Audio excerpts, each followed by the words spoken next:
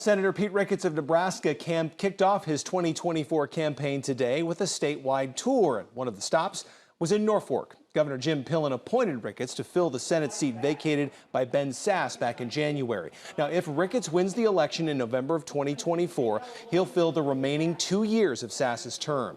In Norfolk today, Ricketts said his statewide tour offers him the opportunity to earn votes by speaking with the public and by addressing their concerns. We're not taking anything for granted. We're going to work hard to earn each and every vote. And we're talking about the issues that we've got to have the courage to tackle, whether it's our out-of-control spending that's leading to inflation, our crisis at the southern border, or pushing back on the bureaucrats who think they know better than we do with regard to how to raise our kids or who should compete in sports.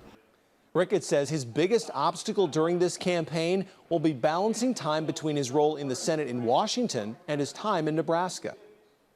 If there's a challenge, it's that I have to spend about half my time in D.C., and so when I'm back here in Nebraska, I'm going to be working hard to get out and talk to people so that I can stay in touch with what people are concerned about and what we can do to bring our solutions in Nebraska to Washington, D.C. Ricketts also said he is keeping a close eye on the Republican presidential race, but today didn't endorse any candidate.